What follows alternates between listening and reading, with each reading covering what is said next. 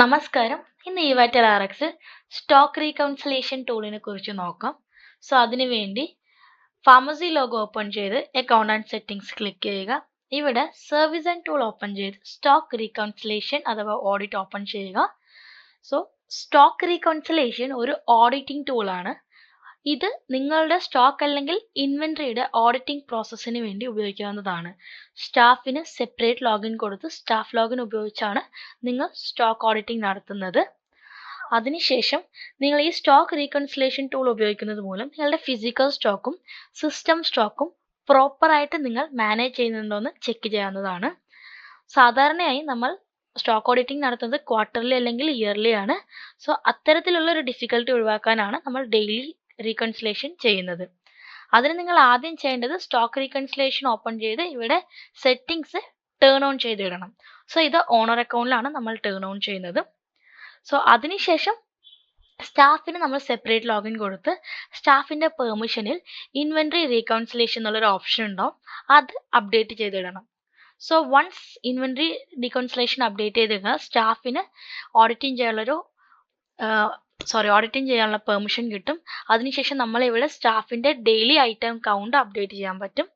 നമ്മൾ daily item count minimum 10 കൗണ്ടും maximum നമ്മൾ 20 കൗണ്ടുമാണ് നമ്മൾ അപ്ഡേറ്റ് ചെയ്യുന്നത്. വൺസ് നമ്മൾ ഡെയിലി ഐറ്റം കൗണ്ട് അപ്ഡേറ്റ് ചെയ്ത് സേവ് ചെയ്ത് കഴിഞ്ഞാൽ സ്റ്റാഫ് പിന്നീട് നമ്മുടെ ഇവൈറ്റൽ ആർഎക്സ് രാവിലെ ആദ്യമായിട്ട് ലോഗിൻ ചെയ്യുന്ന സമയത്ത് അവർക്കൊരു റാൻഡം പ്രോഡക്റ്റിന്റെ ഡീറ്റെയിൽസ് കാണാൻ കഴിയും. അവർ ആ റാൻഡം പ്രോഡക്റ്റ് നമ്മുടെ ഫിസിക്കൽ ക്വാണ്ടിറ്റി ചെക്ക് ചെയ്ത് അവർ അതിന്റെ കൗണ്ട് അപ്ഡേറ്റ് ചെയ്യണം.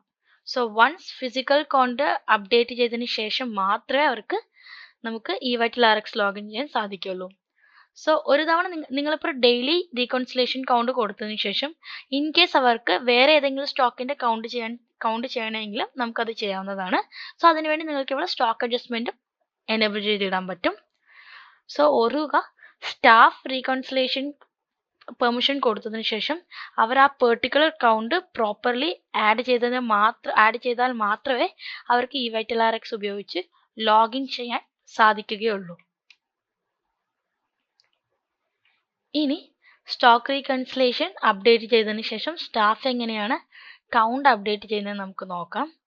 അതിനുവേണ്ടി നമ്മൾ സ്റ്റാഫ് ലോഗിൻ ആണ് ഓപ്പൺ ചെയ്യേണ്ടത്. നമുക്കിപ്പോൾ സ്റ്റാഫ് ലോഗിൻ ഓപ്പൺ ചെയ്ത് നമുക്ക് നോക്കാം. Once staff login ID password ഉപയോഗിച്ച് ഓപ്പൺ ചെയ്ത് കഴിഞ്ഞാൽ ഇതുപോലൊരു റാൻഡം പ്രോഡക്ട്സിന്റെ ഡീറ്റെയിൽസ് കാണാൻ കഴിയും നിങ്ങളുടെ ഇൻവെന്ററിയിലുള്ളത്.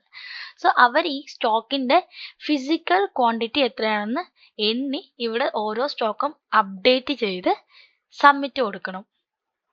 നമ്മൾ ഇതെല്ലാത്തിൻ്റെയും കൗണ്ട് സബ്മിറ്റ് ചെയ്തതിന് ശേഷം അവർക്ക് നമ്മുടെ ഇവൈറ്റിൽ ലോഗിൻ ചെയ്യാൻ സാധിക്കുന്നതാണ്. സ്റ്റാഫ് കൗണ്ട് അപ്ഡേറ്റ് ചെയ്തതിൽ എന്തെങ്കിലും മിസ്മാച്ച് ഉണ്ടോ അല്ലെങ്കിൽ എന്തെങ്കിലും ഡീറ്റെയിൽസ് അവർ തെറ്റായി കൊടുത്തിട്ടുണ്ടോ എന്നറിയാൻ നമുക്ക് ഓണർ ലോഗിൻ ചെയ്തിട്ട് അവർക്ക് ഈ സ്റ്റോക്ക് റീകൺസിലേഷന്റെ സ്റ്റേറ്റസ് ചെക്ക് ചെയ്യാവുന്നതാണ്.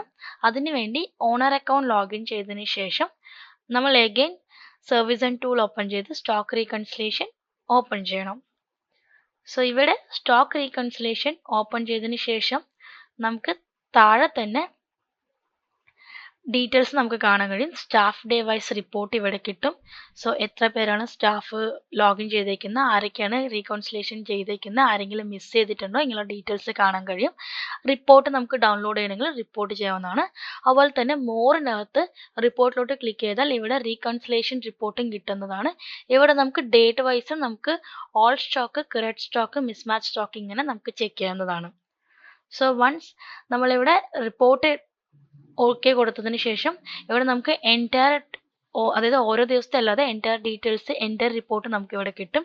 റിപ്പോർട്ടർ സ്റ്റോക്ക്, സിസ്റ്റം സ്റ്റോക്ക് എത്രയാണ് നമുക്ക് കിട്ടിയ സ്റ്റോക്ക്, അങ്ങനെയുള്ള എല്ലാ ഡീറ്റെയിൽസും ചെക്ക് ചെയ്യാൻ സാധിക്കും. ഇതുപയോഗിച്ച് നമുക്ക് സ്റ്റോക്ക് റീകൺസിലേഷൻ പ്രോപ്പർലി മാനേജ് ചെയ്യാൻ സാധിക്കുന്നതാണ്. Thank you so much.